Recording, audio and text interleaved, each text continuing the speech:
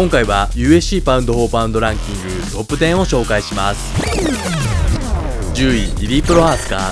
MMA 戦績29勝3敗1分け、USC 戦績3勝0敗、チェコ出身の30歳、元 USC ライトヘビー級王者です。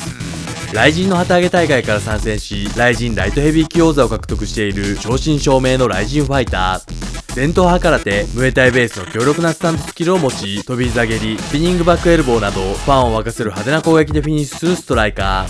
ー。MMA29 勝中、驚異の 25KO/TKO、3つの一本勝ちと判定が1試合のみのフィニッシャーです。チェコで生まれたプロハースカは、ビデオゲームの鉄拳で戦いに興味を持ち、プライドを見て、ヒョードル、ミルコにも憧れていたそうです。10代の頃、母国チェコのサッカーチームのフーリガンだったプロハースカは、ライバルチームのファンと100回以上のストリートファイトに明け暮れました。荒れた少年時代を過ごしたプロハースカは、宮本武蔵が買い出しを持つ五輪の書と出会い触発され、武士道精神を学びました。超等間空手とムエタイを学び、19歳でムエタイ国内タイトルを獲得すると、世界中で人気が高まり始めていた MMA に転向。2015年、ライジンの旗揚げ大会から参戦し、12戦11勝1敗という戦績を残し、ライジンライトヘビー級王座を獲得。2019年に USC と契約しております。2020年 USC デビュー戦では、いきなりランキング7位でタイトル挑戦経験のあるボルカン・オーズデミアを右フックで KO 勝ち。2戦目ではランキング3位でジョン・ジョーンズをあと一歩まで追い詰めた男、ドミニク・レイエス相手に左スピニングバックエルボーで KO 勝ち。そして2022年6月、USC3 戦目で USC ライトヘビー級王者グローバー・テイシェイラとのタイトルマッチに挑戦。試合は攻守が激しく入れ替わる大激闘で、やや劣勢に立たされるも、試合終了直前にリアネイキッドチョークで逆転の5ラウンド一本勝ち。チェコ人史上初となる USC 王座獲得に成功。13連勝、11連続フィニッシュ、USC3 連勝で USC ライトヘビー級の頂点に立ちました。MMA29 勝中、驚異の28フィニッシュ勝利中のプロハースカは、あまりの強さとフィニッシュ率からか、アンチドーピング機構、USADA からの抜き打ち検査回数が2022年で1位だったそうです。2位はパウロ・コスタで年間20回、1位のプロハースカは年間64回だったそうです。2022年12月、USC282 でグローバー・テイシェラとダイレクトリマッチで初防衛戦を行う予定でしたが、練習中に肩を負傷し欠場。また、肩の怪我の状況が深刻のため、USC ライトヘビー級王座を返上することを発表しました。プロハースカは、怪我を治したらすぐにベルトを取りに行くとコメント。ライジンで育った侍の再起を期待します。9位、アルジャメイ・スターリング。MMA 戦績22勝3敗、USC 戦績14勝3敗、アメリカ合衆国出身の33歳、現 USC バンタム級王者です。群雄割拠の USC バンタム級において、現在2度王座防衛中の USC バンタム級王者。レスリング NCAA ディビジョン3でオールアメリカンに2度選抜された強豪レスラーであり、柔術黒帯を持ち、グラウンドコントロールと決めの強さを際立つグラップラー。ニューヨーク州ユニオンデールでジャマイカ人の両親との間に生まれたスターリングは12人以上の兄弟と育ちました。父親は母親に対して家庭内暴力をしており、自信と強さを得るために高校からレスリングを始めたそうです。大学に入学すると USC 史上最高の天才ジョン・ジョーンズと出会い、トレーニングを見たことで影響され MMA を学び始めました。MMA デビュー後 GFFC で活躍し、バンタム級王座を獲得して3度防衛。2014年に USC と契約するとトップランカーには敗北し苦戦。しかしその後5連勝を挙げ、2021年3月 USC バンタム級タイトルマッチにたどり着き、ピョートル・ヤンと対戦。4ラウンドヤンにグラウンド状態での膝蹴りをもらい反則勝ち。スターリングは USC バンタム級新王者に輝いたものの、ヤンにダウンを奪われ、強豪レスラーのスターリングが逆にヤンにテイクダウンを奪われるなど、ヤンに試合のペースを握られ続けており、すっきりしない王座体感となりました。しかし2022年4月、ピョートル・ヤンとのリマッチでは序盤からテイクダウンを奪い、グラウンドコントロールでヤンを封じ込め、後半に攻め立てられたもののスプリットの判定勝ち。見事競り勝ち、 USC バンタム級王座初防衛に成功しております。2022年10月、2度目の防衛戦ではランキング2位の元 USC バンタム級王者 DJ ディラショーと対戦。グラウンドの攻防で終始圧倒し、2ラウンドにパウンドで TKO 勝ち。2度目の王座防衛に成功しております。次戦についてスターリングは元 USC フライ級バンタム級2階級王者、レスリング北京オリンピック金メダリストヘンリー・セフードを指名。ヘンリー・セフードは2018年約6年間11度にわたって防衛し続けてきたデメトリアス・ジョンソンから UFC フライ級王座を奪い、当時 UFC バンタム級王者で階級を落としてきた TJ ディラショーを秒殺勝ちでフライ級王座を防衛。2019年には階級を上げバンタム級ランキング1位のマルロン・モラレスを TKO で倒し UFC バンタム級王者に輝くと、2020年2月 UFC バンタム級のレジェンドドミニク・クルーズを TKO 勝ちで倒しバンタム級初防衛に成功。ドミニク戦の試合後に MMA 引退を発表しベルトを返上。惜しまれつつ引退したオリンピック金メダリスト UFC フライ級王者 UFC バンタム級王者の3つのチャンピオンに輝いているトリプル C が昨年から復帰を示唆。2022年11月 PFL の会場でスターリングとセフードは偶然に合わせフェイスオフをしておりました。現王者スターリングと王者のまま引退したセフードの王者対王者のビッグマッチに注目です。8位アレックス・ペレイラ。 MMA 戦績7勝1敗 UFC 戦績4勝0敗、ブラジル出身の35歳、現 UFC ミドル級王者です。 UFC ミドル級絶対王者イスラエル・アデサニアをキックボクシング時代に2度倒し UFC でも KO で倒し UFC ミドル級新王者に輝いたアデサニアキラー。キックボクシング世界最大団体グローリーで史上初の同時2階級制覇を達成した抜群の速さとキレを兼ね備えた究極のキックボクシング技術を持ち、元 UFC ライトヘビー級王者グローバー・テイシェラ指導のもと MMA に順応している群を抜いたストライカーです。ブラジルの貧困街ファベーラで生まれ育ったペレイラは13歳から1日に約1リットルのラム酒を飲むほどのアルコール依存症。当時ペレイラは自分の人生に何の期待もしていなかったそうです。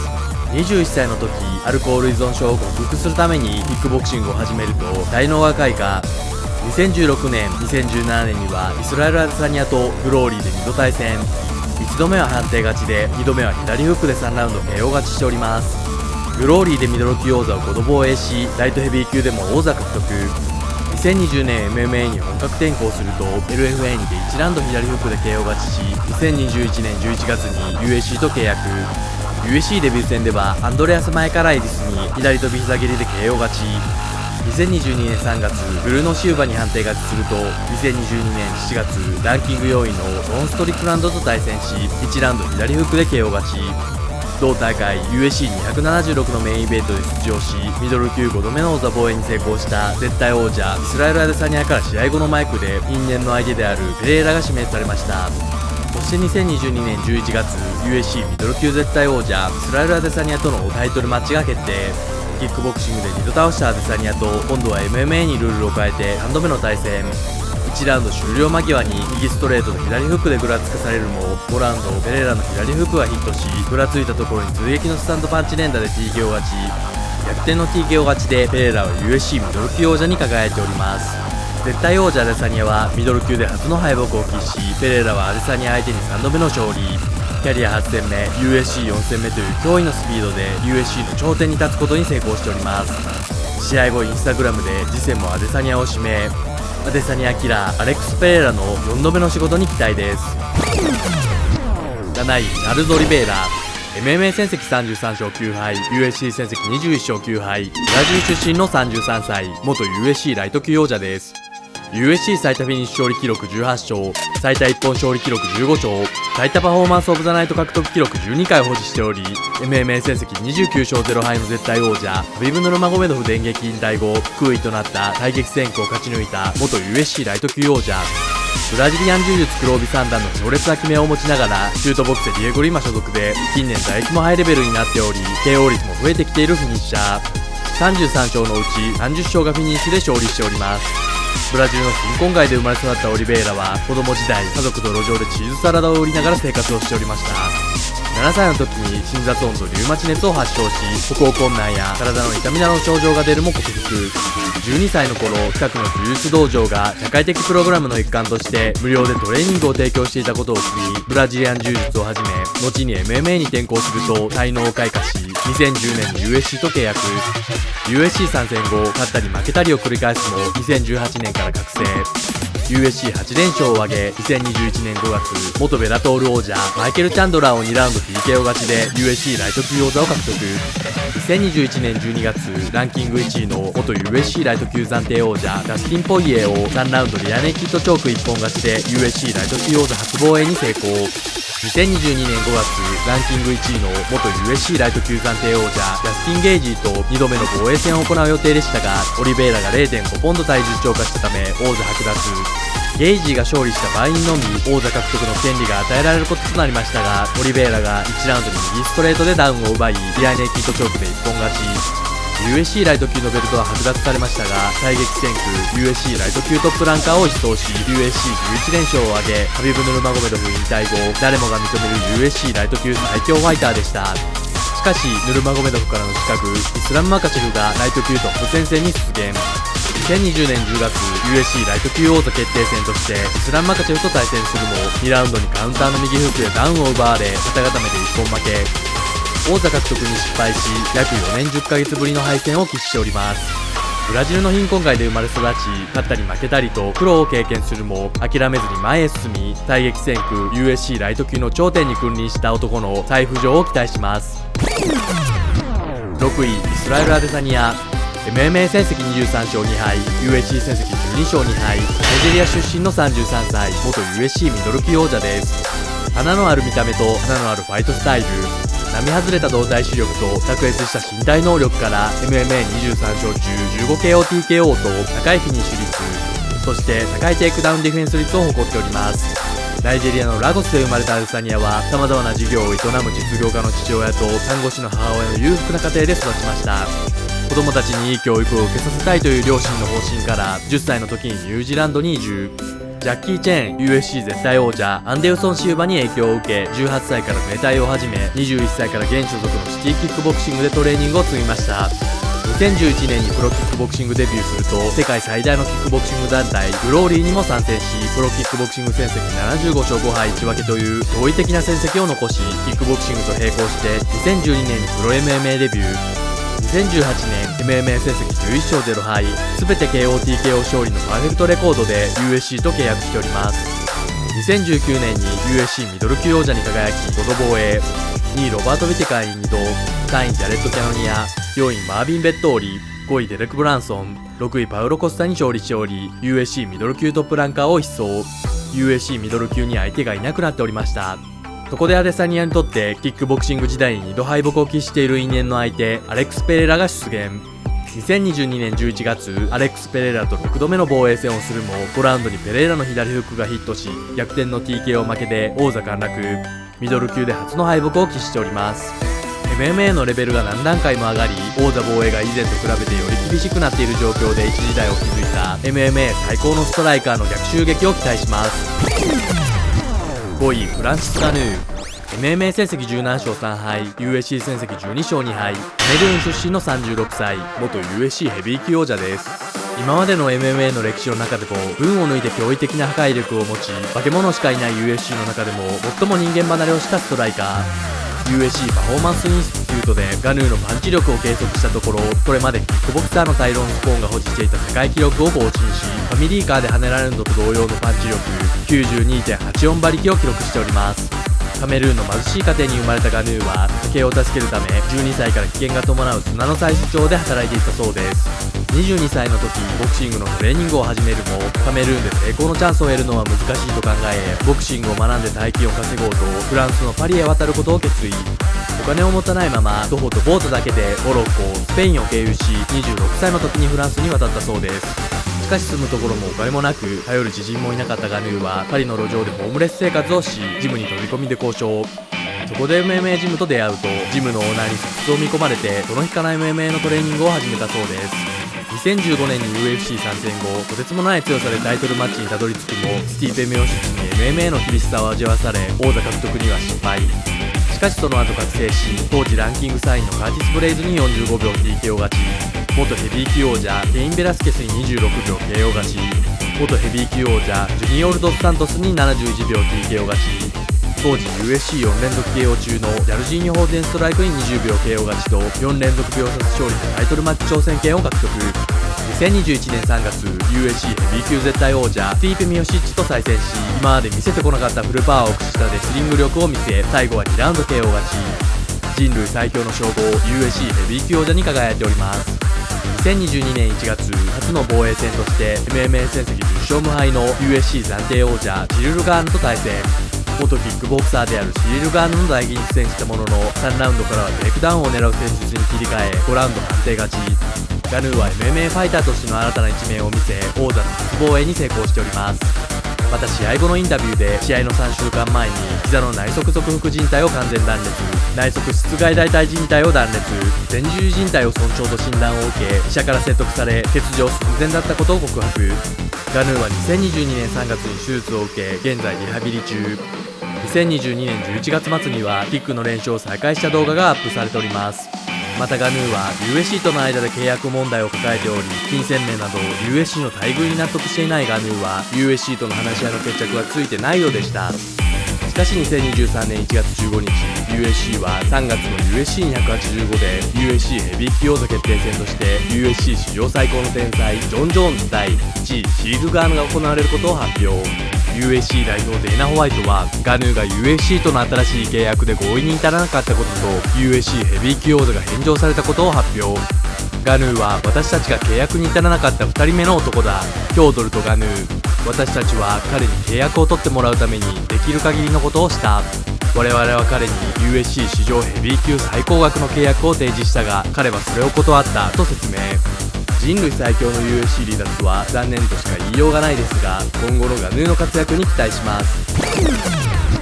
4位カマル・ウスマン。 MMA 戦績20勝2敗、 USC 戦績15勝1敗、ナイジェリア出身の35歳、元 USC ウェルター級王者です。長らく USC パウンド・フォー・パウンドランキング1位に君臨していた元 USC ウェルター級絶対王者。驚異の19連勝を挙げ USC 史上最長連勝記録2位となる15連勝を保持し、5度 USC ウェルター級王座防衛に成功しておりました。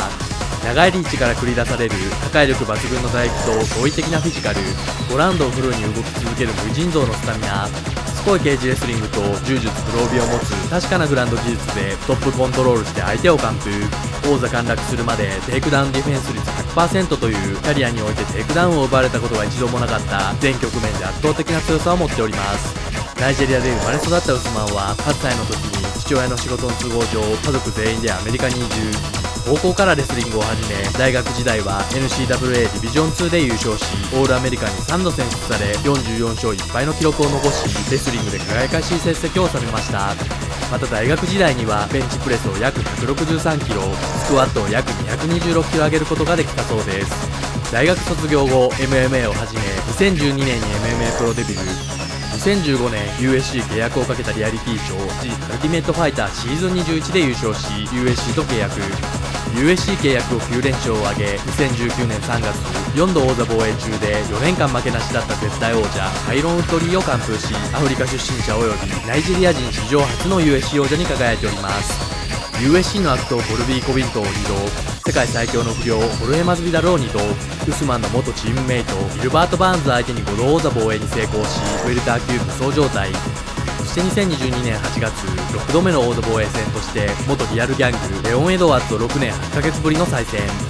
1ラウンドにエドワーズからキャリア初のテイクダウンを奪われるも、2ラウンドから4ラウンドはテイクダウンとグラウンドの攻防で圧倒。しかし5ラウンド終盤に左ハイキックで逆転の KO 負け。当時パウンド・フォー・パウンド1位難攻不落のウスマンが王座陥落、世界を震撼させました。全局面 S ランクの究極の MMA を見せつけてきたザ・ナイジェリアンナイトメアのカムバックを期待します。3位レオン・エドワーズ。 MMA 戦績20勝3敗1ノーコンテスト、 USC 戦績12勝2敗1ノーコンテスト、ジャマイカ出身の31歳、現 USC ベルター級王者です。パウンド・フォー・パウンド1位、 USC デビュー以来15連勝中で、当時5度王座防衛中だったウェルター級絶対王者カバラ・ウスマンから必死 KO 勝ちで王座を奪い取った USC ウェルター級新王者。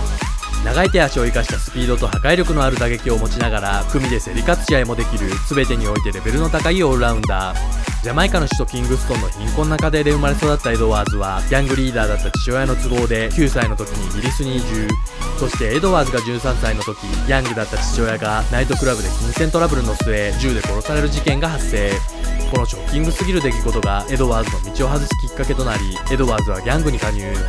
犯罪に手を染めるようになり、麻薬を売り、強盗、銃撃、自殺に関与し、逮捕もされていたそうです。逮捕されるたびに迎えに来てくれており、申し訳なく思っていた母親から、毎日悪いことばかりしてないでジムでトレーニングしなさいと言われたことを機に、17歳から MMA ジムに入会。アマチュアで優秀な成績を収めトロフィーを持ち帰った時、母がとても喜んでくれたことがきっかけで全てのエネルギーをトレーニングに注ぎ込むようになったそうです。アマチュアデビューから約1年後、19歳でプロ MMA デビュー。2014年に UFC と契約すると、4戦目で後の USC ウェルター級絶対王者 USC 本戦デビュー戦のカマル・ウスマンと対戦。組の攻防でコントロールされ判定負け。しかしこのカマル・ウスマンに敗戦後、エドワーズは快進撃を繰り広げ9連勝。2022年8月、王者カマル・ウスマンとのタイトルマッチにたどり着きました。当時は互いに USC デビュー間もない選手同士でしたが、互いに連勝を重ね、6年8ヶ月ぶりに USC の頂点で再会することとなりました。試合はテイクダウンディフェンス率 100% のウスマンから初めてテイクダウンを奪い、5ラウンド終盤に左ハイキックで KO 勝ち。衝撃のフィニッシュ勝利で世界を震撼させました。世界最高峰 USC の頂点にたどり着き、ジャマイカ出身者史上初となる USC 王座を獲得しました。試合後エドワーズは、お母さん、あなたのためにやったんだ。人生を変えると言っただろう。今の自分を見てくれ。と話し、試合後バックステージでテレビ電話で母親に報告。死に物狂いで獲得したベルトを抱え、母親に涙の報告をしました。2023年3月、USC286 では、エドワーズの地元、イギリス・ロンドンでの大会開催が決定。レオン・エドワーズ対カマル・ウスマン3が組まれると、デーナ・ホワイトは予告しております。テイクダウンディフェンス率 100% のウスマンから初めてテイクダウンを奪い、初めて KO したエドワーズが、今度は現王者として元絶対王者を迎え撃ちます。2位、イスラム・マカチェフ。MMA 戦績23勝1敗、USC 戦績12勝1敗、ロシアのダゲスタン共和国出身の31歳、現 USC ライト級王者です。MMA 戦績29勝0敗で引退した USC ライト級のレジェンド、ハビブ・ヌルマゴメドフと幼馴染であり、幼少期からのトレーニングパートナー。かつて盟友、ハビブ・ヌルマゴメドフが巻いていた USC ライト級のベルトを奪い返した23勝のうち15勝がフィニッシュ勝利している新 USC ライト級王者です。サウスポーから繰り出される AKA 仕込みの鋭い打撃を持ちながら、盟友ハビブ・ヌルマゴメドフ同様の強力のテイクダウン能力を持ち、グラウンドに貼り付けトップコントロール、そして強烈なパウンドを振り落とし、サブミッションでフィニッシュする最もダメージの少ない支配的な試合で完全勝利します。マカチェフはロシアのダゲスタン共和国の首都であるマハチカラで生まれ育ちました。10歳の時、隣に引っ越してきたのは3歳年上のハビブ・ヌルマゴメドフ。ハビブ・ヌルマゴメドフの父、アブドゥル・マナプが2階建ての自宅1階を格闘技ジムへ改築し、ハビブにコンバットサンボやレスリングなどのトレーニングをさせていたそうです。その光景を見たマカチェフは、ハビブと一緒にトレーニングを行うようになり、コンバットサンボで世界王者、ヨーロッパ王者、4度ロシア王者に輝き、2010年19歳でプロ MMA デビュー。2015年 USC と契約後、連勝してもなかなかチャンスが巡ってこない中、USC10 連勝でようやく王座挑戦権を獲得。2022年10月、USC ライト級王座決定戦として、ランキング1位の元 USC ライト級王者、チャールズ・オリベイラと対戦。